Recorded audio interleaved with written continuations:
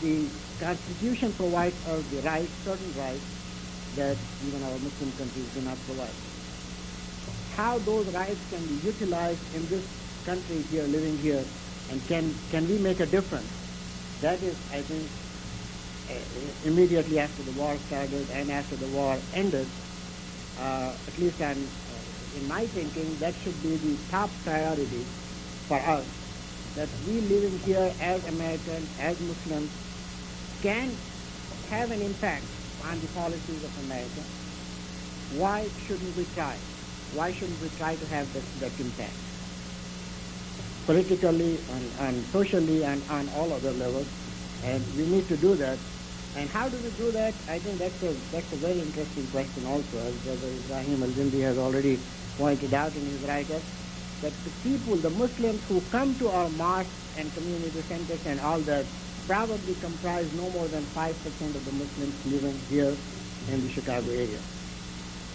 And so we try to accomplish everything through this 5% of the people.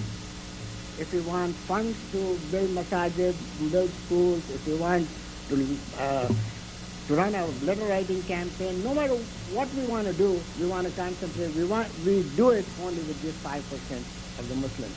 Are the other 95% Muslims completely gone? Do we write them off? I don't think so, because I come from India, and Muslims is a minority country, and Pakistan, as you know, is a Muslim country. And I want to illustrate this by an example, that there are cricket matches. Cricket, a lot of you probably know, between India and Pakistan. Pakistan team sometimes comes over to India to play cricket matches. You know who the Muslims of India root for? No matter, I've seen people who hardly ever go to masjid. But when Pakistani team comes to India to play cricket, they always root for Pakistani team. Why? Because they have that spirit of being Muslims in them. They have the desire of being Muslim in them. Whether they come to the masjid or not, that desire is there. I do not want to disagree with Brother Faisal that we need to create the fundamental Islamic values in people. Yes, but today we want to take the reality as we see it today, and we want to work with that reality, and we want to continue to work. As the people get more and more attracted towards masajid, we can create in them the Islamic spirit, the aqidah, the iman, and so on and so forth. But as the situation exists today, can we also tap into those 95% Muslims who can, I'm sure, will respond to the call of Muslim causes here and around the world. And that's where the political action committee needs to concentrate. One concrete suggestion I would like to offer before my time is already up, but from my permit, what that is that I think if all the organizations put together can formulate an political education committee, that job of it will be to evaluate the records, the voting records of all the political candidates that are participating in the election, and make it available to Muslims. Because there are Muslims in the metropolitan Chicago who support different candidates, and support it not on any basis whatsoever. If that fundamental basis can be provided by a study group which looks into the voting records, looks into the records of the candidates and makes it available, then Muslims can make up their own mind.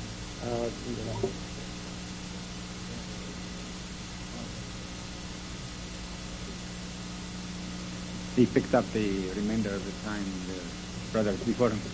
At this point, I'd like to call on Brother Talat Usman. He's one of the founder of the Islamic Culture Center up in the Northbrook, and one of the pillars of the Muslim community in the North Side.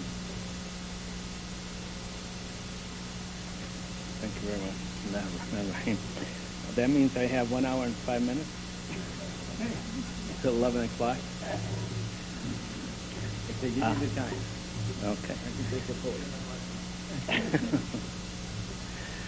I guess if I were to summarize all what's said, it would seem that we're looking for support, but at the same time giving an alternative. And I think that alternative is the formation of the equivalent of a coordinating council of all the mosques and centers in the area. That council would be, and if I may take the liberty of also expressing my views on the formation and of what it would consist of for comment, if we're looking for a bottom line situation here.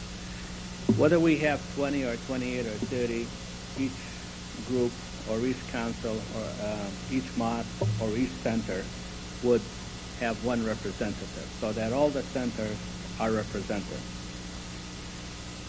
That coordinating council should probably have an executive committee. And that executive committee would be composed of a limited number of people. It may be 5, maybe 7, maybe 9, whatever that number is, but some representative number that makes it functional and in a position to implement action without having to get 30 people in agreement on any one item, because the agreements would have been reached before by the council, and this would be the implementation body, and they would just implement that particular policy. They would coordinate a lot of activities. Some were mentioned. I'll mention what was mentioned as well as a few others. They can coordinate all religious activities for the mosques. In other words, the things that are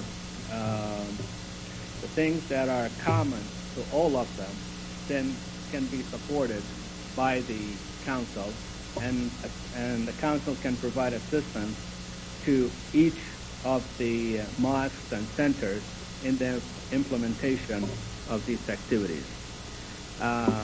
We mentioned the Eid. It's not the main item, but that was a simple example of just a sign of unity to have the Eid celebrated together. But along with that, if we have Eid al-Adha, for example, in Northbrook, we try to have a food program which would be symbolic of the Eid. And we would put packages of food and send them out to the poor, and sometimes in the different neighborhoods.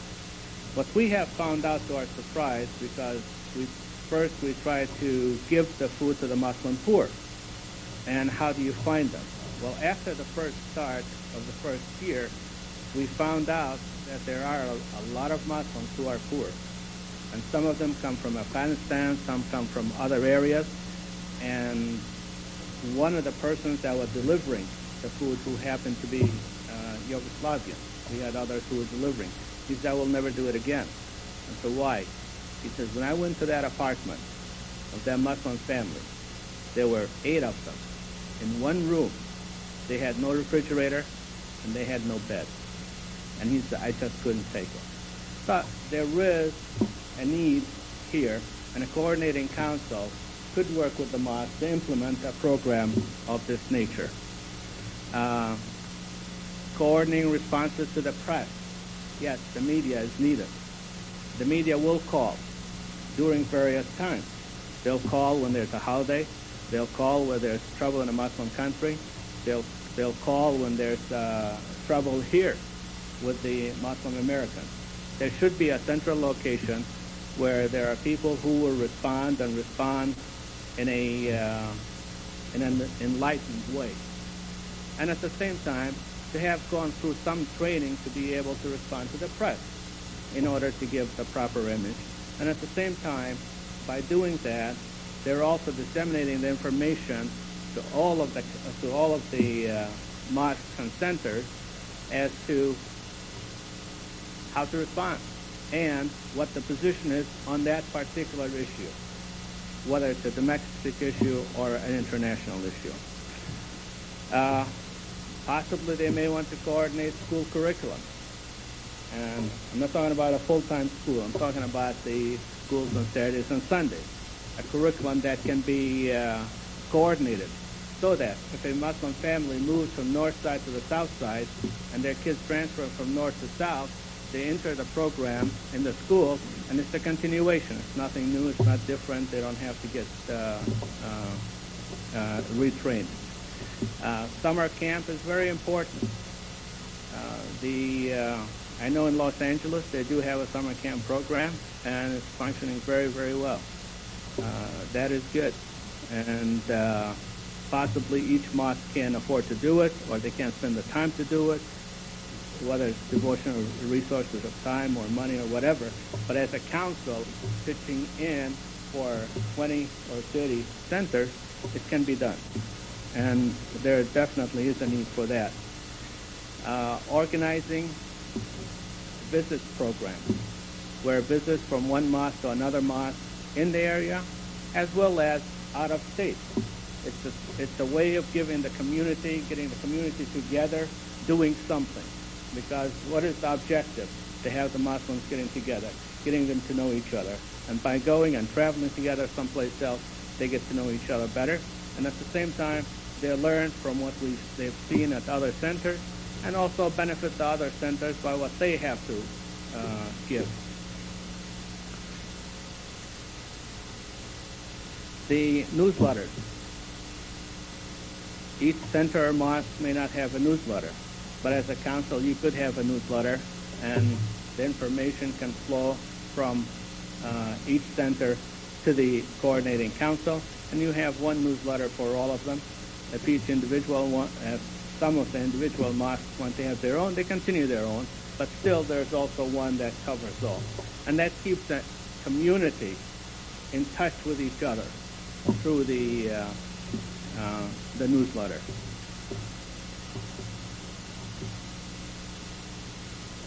We talked about the media and inquiries on television, talk show programs. There are times when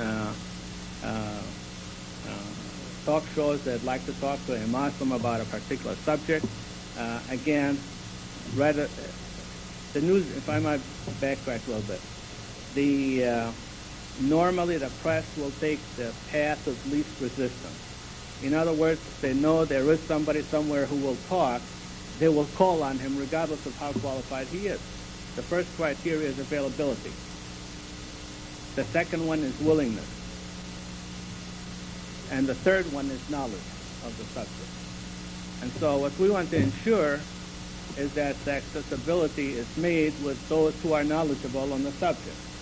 And therefore, if we had this council, it'll become apparent that if you need information about Islam or Muslims in the area, then that's where you would call to get the information. The political aspects are extremely important, and you're right. If a call was made to a senator or a congressman, what difference would it make? It does make a lot of difference. Those who are involved in politics and with politicians and so on, it makes a difference who they hear from. Because even if they don't believe in the subject and they vote one way, they'll satisfy their response to the constituents by saying, well, I got 5,000 letters on this subject. What am I supposed to do? I have to satisfy my constituents. So it does make a lot of difference. And again, a coordinating council could bring that about of the voter registration, information about particular candidates, who to vote for, and suggestions, and so on. That becomes important, and that adds stature to the community.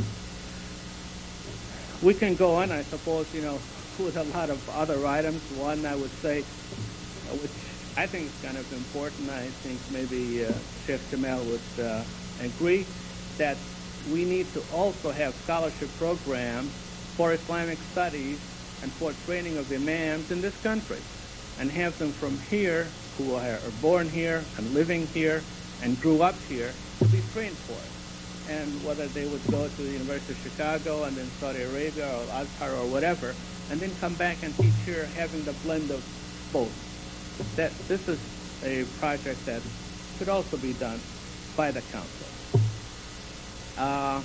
And I'm sure you can think of many more, and there's no need to go through any more, but I think the point is made that there is a need for some kind of coordination, which is not done necessarily at a level that's beyond us at this point, that we'll be so frustrated trying to do it that we'll just give it up. All these things are doable, and they're doable in a very short period of time, and they're doable with existing resources.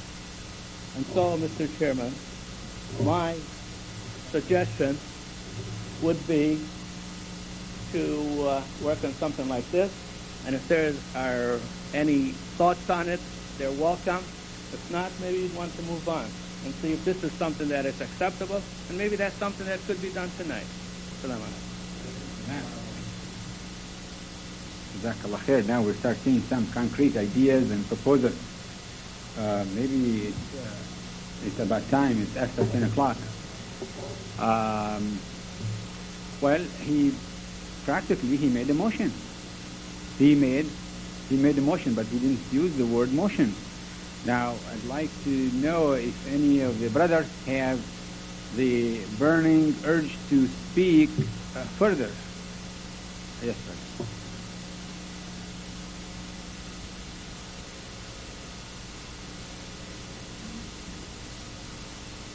Before I give the podium to Brother Nasser, right? Sharif Nasser. Sharif Nasser. Would you like to put it in the form of motion? At this point, we passed 10 o'clock. So, and then it's seconded. Then after Brother Sharif Nasser, we can discuss as a official motion.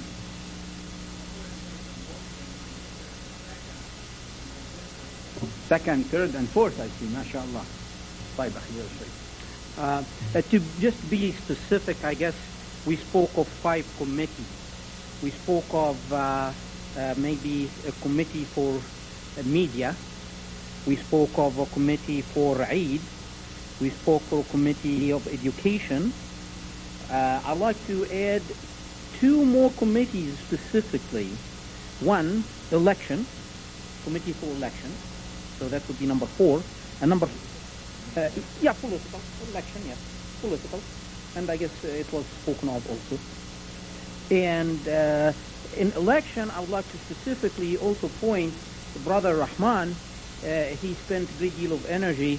Last time I met him, he had this institution. So maybe the committee for the political and election would like to look into the constitution he wrote, if it could be also adopted, if the committee agrees to it. Also, another committee would be the recruitment and the implementation of what Ibrahim did, to just get it over with. A committee that actually would approve it and would work out the logistics for it. So when we leave tonight, we leave with the job done. It needs some logistics. What he did, he came up with a clever point. The grocery project. With the grocery project, if that is worked out, then actually the fees you are paying for the organization will be money refunded to you through the grocery system. So if you are actually recruiting somebody, he's not paying you any money. If anything, he may be making a couple bucks, the recruited person, through this grocery project. So it seems it is a clever procedure if it actually could be done, and I can see why it shouldn't be. With the coordination, it would be very, very useful. I spoke a moment earlier before the dinner about the Cable Access Corporation, which is a program will be this Tuesday. Another project I worked on was a week ago, having a news conference for Danny Davis. And we called it Arab American for Danny Davis in response to an earlier news conference that was Arab American for Richie Daley. Richie Daley didn't do too much to the Arabs. Danny Davis took a position for peace, and he was a peace activist.